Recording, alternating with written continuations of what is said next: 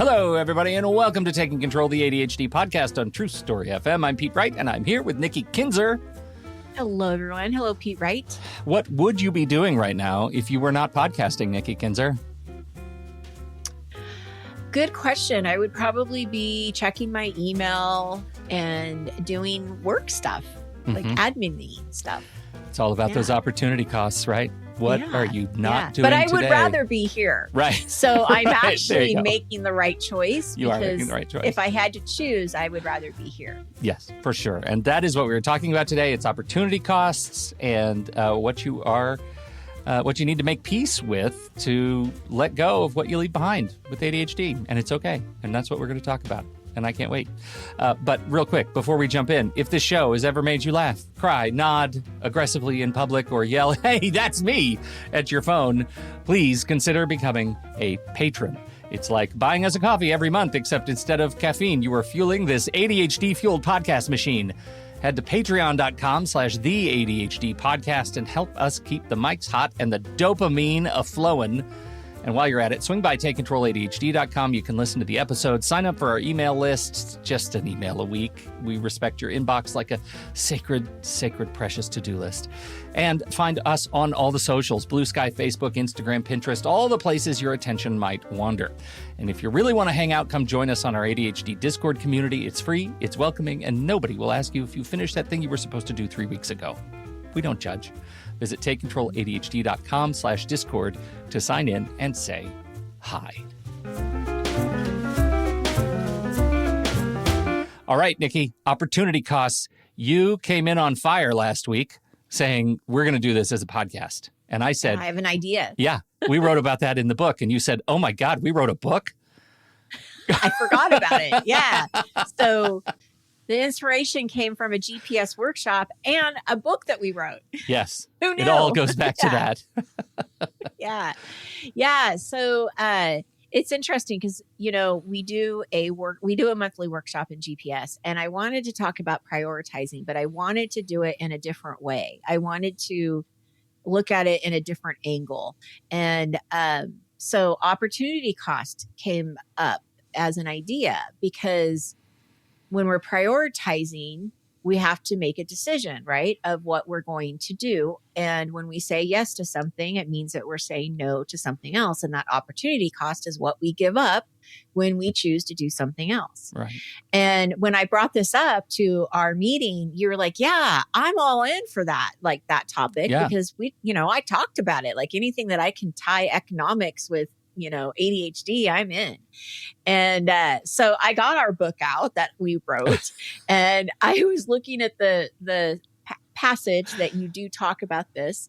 And I'm going to quote Pete Wright, even though he's here to say it. I'm going to quote it for him, but then I want him to talk about what the red line is. So Pete says, we can't do everything. We have ADHD, so we think we can do everything. We can't. We don't have enough time, money, attention, or support. Sometimes we're the ones who have to draw the red line. So Pete, this is a story that you put into the book. Tell us what this red line is. Where did this come from? Well, the red line is from an exercise I learned from an old boss years and years ago when we at a consulting company I worked for, and it was this concept called zero-based budgeting, which is a sort of common kind of budgeting academic economic exercise. And the idea behind zero-based budgeting is that when you think about traditional planning, you assume that you're going to keep doing what you've always done. And you try to jam other stuff into that fixed capacity. What zero-based budgeting does is it says, hey, we erase everything from your list. And then we say, what are the must-haves that you have to do? What are the things that you'd like to do to move forward in your life? And what are the things that you are less interested in doing? Now, when you map that list prioritized against your capacity, then you get to see where the red line falls. Your capacity dictates what the red line is. And at some point, that red line is going to fall in the middle of your list of things that you'd like to do.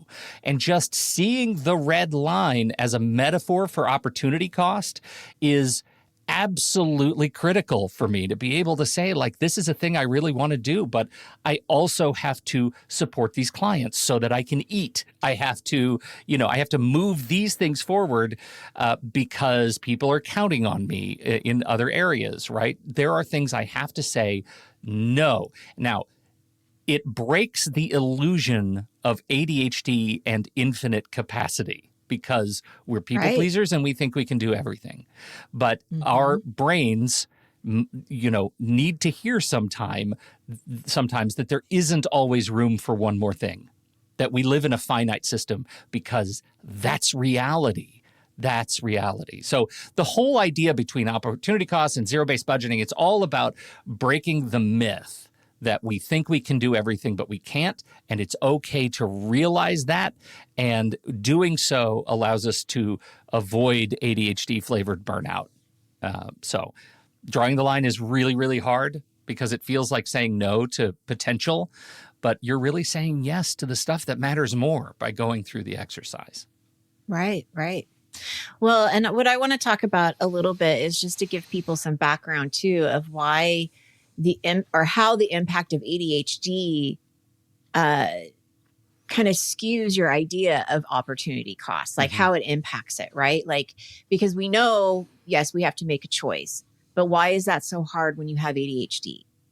And it's interesting because when I was doing the research, I found 3 different areas that I think people are going to really relate to. One is that ADHD brains are particularly vulnerable to opportunity cost blindness. Now, we talk about time blindness all the time, right? But what happens in the ADHD brain is they see the shiny potential of everything, but struggle to see the hidden costs of saying yes to too many things. So kind of going back to what you're saying, it's like they just continue to think that they can do everything because they're not seeing that they're blind to it. That's the ADHD fog. Yes, that's the fog for sure. And then there's these invisible costs, and it's not just about time. Every decision costs you mental energy, emotional bandwidth, physical stamina, and relational capital, right? So we're not even just choosing, we're choosing where our energy goes. We're choosing based on how we feel about things, how we feel physically, or do we have the energy to do it? The relationships that are all tied into our decisions. These are invisible costs that we're not thinking about. And then with ADHD, of course, this is no surprise. You tend to underestimate the time and energy required for tasks. That time estimation is incredibly difficult. So it's not accurate. And, you get frustrated at the end of the day, right? Because you can't do all of the things that you want to do. And what I think is a good takeaway is the pain that people are feeling when making choices isn't about it's not weakness. It's really about awareness, because what you're feeling as an ADHDer is the real weight of opportunity costs that others might ignore. I may not feel all of those things the same way that Pete feels. And so it is definitely a higher impact, for an ADHDer than a neurotypical. There is one other concept that I really like, and I'll bring it again from another place in the book, which is the budget of the unknown. Part of the reason that we live in this space of uncertainty and we become numb to it is this ADHD fog. It's this budget of uncertainty that we just aren't good at framing, right? We don't do generally a good job planning how long tasks are going to take. We generally don't take tasks and break them down to a level of detail that allows us to start budgeting time against them. And because of that, there ends up being zero margin once reality sets in and we start doing work and it takes us longer to do than we thought it would, because we have no budget for uncertainty. That budget for uncertainty says that somewhere between what we think a task is going to take and what a task actually takes is gray area that we need to plan for. Now, Opportunity cost doesn't take that into account at all. We're just thinking about the root thing. We're not yet thinking about what it's going to look like in our day. And we kind of have to think of all these pieces as they come together, because all of them are budget categories. They're all attention and energy and uncertainty and focus. They're all budget categories that have to be added together. For sure. It's so true. I love that, you can frame it that way, that they're all budget categories. It's a great way to look at it. So there's a couple of things Pete and I were talking before the show started about boundaries, a little bit about boundaries. And, one of the things that makes prioritizing so difficult with ADHD is we sort of can forget that those even exist. In fact, when I did this exercise with my group, the question, this member looked at me like, I don't even know what you're talking about. What are these boundaries that you're even talking about? Because everything is being taken in, right? And there's some reasons for that with ADHD. One, of course, is the fear of missing out. We know of FOMO, right? There is no filter to pause and sort of what is most important. Right now, everything feels important. So boundaries go out the window. We don't want to have to decide between two competing tasks. They both feel important. I don't want to make that decision. And then RSD comes into play, which people, we know we're doing a lot more conversation around rejection sensitive dysphoria. For those who don't know what it is, it's an intense, overwhelming pain, a response to perceived or actual rejection, criticism, or failure. So how does RSD come into play when you're making decisions? It's really interesting. One of two things can happen. The RSD can drive you to avoid situations where you feel like you might get rejected and turn down opportunities and not share your ideas or avoid certain relationships. But on the other hand, it can actually, the RSD will push you toward people pleasing and overcommitment. And we've talked about this before, right? Where we don't want somebody to be mad at us. We're the people pleasing. And so we're going to say yes to everything. And then, the lack of boundaries, saying yes, we just don't want anyone to be disappointed in us. And then, of course, we've got time blindness. We talked about the cost blindness, but we also have the danger zone of saying yes to too many things because time feels abstract. And there's this instant relief of saying yes to someone, even though we know that in the future that may come into being more of a disappointment. And so what makes us so painful is the overcommitment ultimately leads to the very rejection that you're trying to avoid. And, we feel bad. Well, let me frame that in a way that hits me, which I think is very similar, like especially when we talk about the red line. So let's just say that I have done the work. I've made a great list of my priorities. I've budgeted for my uncertainty. I know where my red line is because my capacity is fixed, and I get to work. And then I finish something big that is above the red line.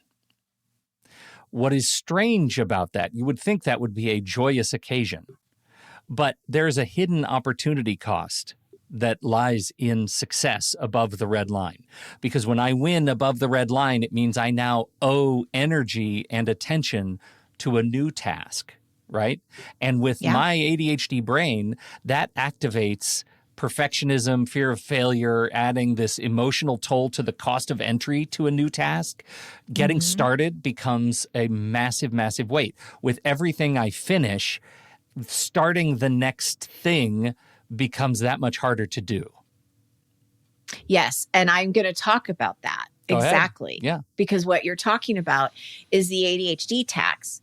It's not just about finances, right? We think of the ADHD tax as this financial cost that we're losing, but it also applies to time and energy. And what's interesting is what you're talking about is something that that so many ADHDers don't put into account when they're planning their day is the cost of task switching, which is exactly what you're talking about. It's approximately 25% higher for ADHD brains.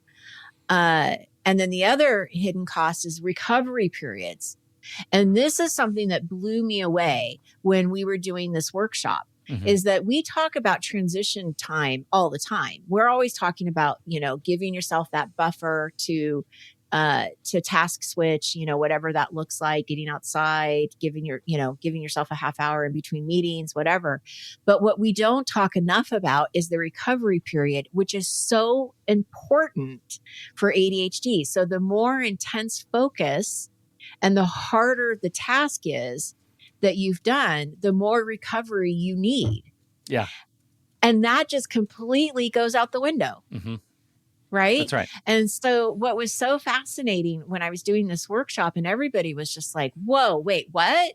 Like, I know I should give myself 15 minutes, in between meetings, but this explains so much about why when you have a really on day, the next day isn't so on. Right. Because you're recovering. So we did an exercise in the workshop that we're going to put together for you in a download that you can get in the show notes.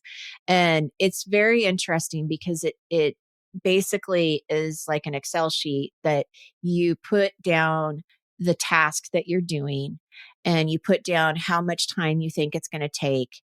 And then you times that by 2 because that's the real time, right? Everybody tells you to double what you think it's going to take.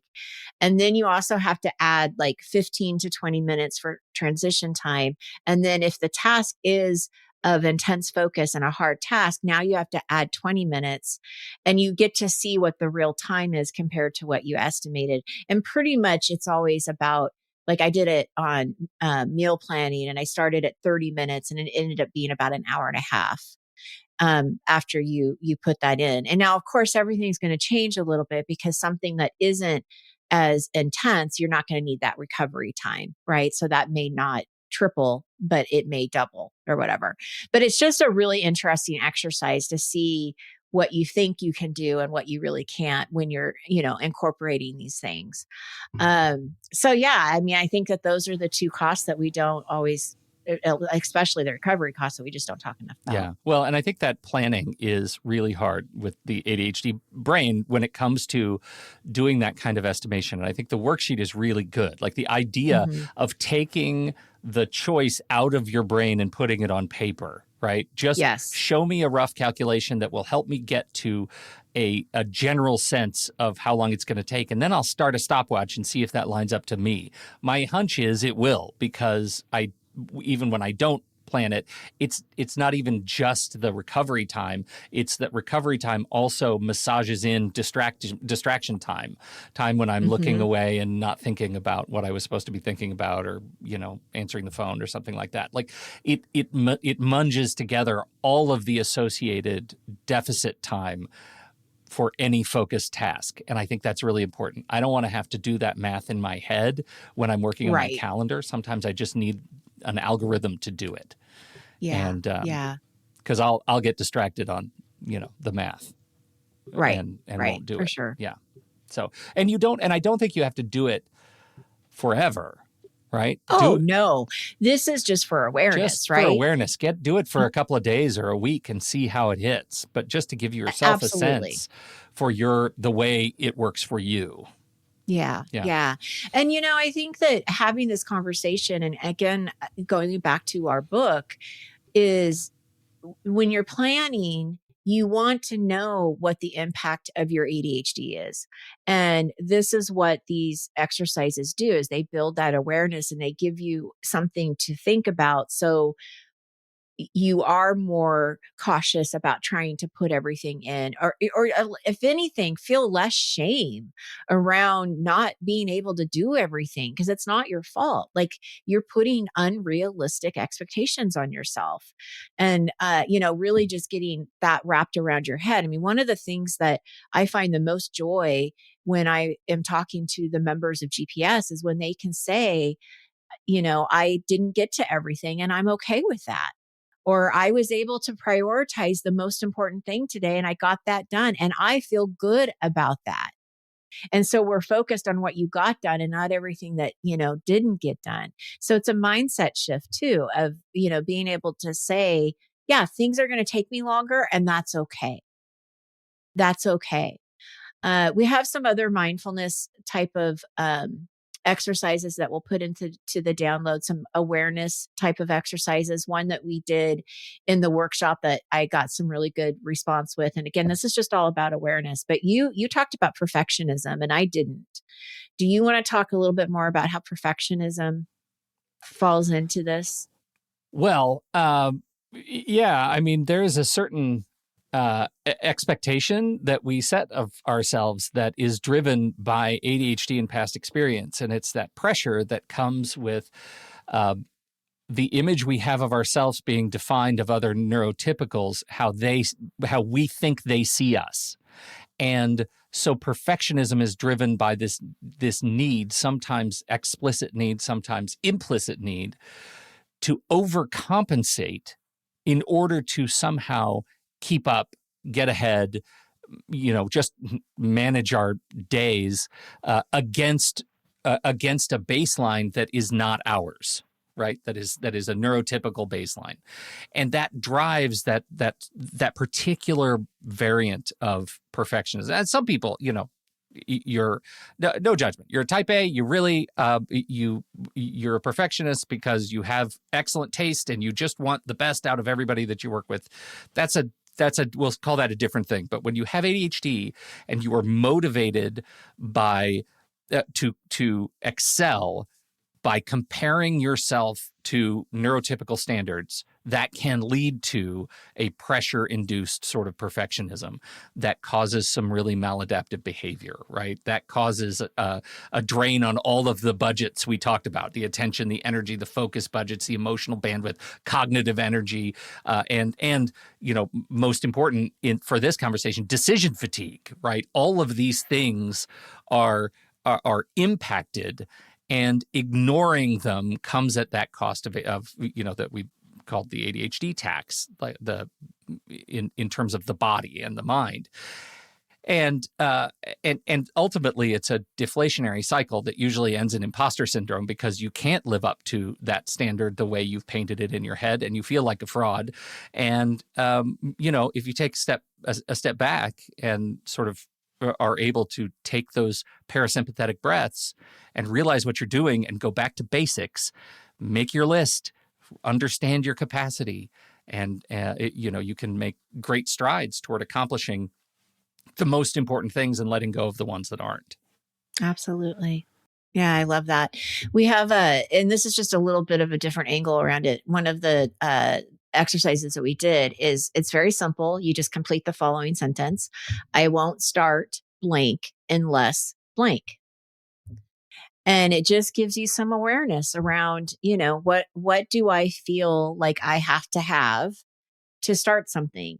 And is it getting in your way? And that's where the perfectionism from the point of view that I was talking about is, where is it stopping you from getting started? And is it true? And so, yeah, we've got a couple of these different exercises that we hope you enjoy and help build some awareness around the opportunity cost. Yeah. And just the last point, though, after all of this stuff, awareness is all sort of step one, but the last part is the making peace part, right? It's in the title of today's show. Where does the peace come in? Because I can imagine a lot of people listening to this are like, okay, now I'm aware of all the ways that I think poorly about myself, and I use either or thinking and negative self-talk, and I'm a perfectionist because I'm overcompensating. But when is the peace set in? I love that. Yeah. And this is where more of the mindful exercises are going to come in.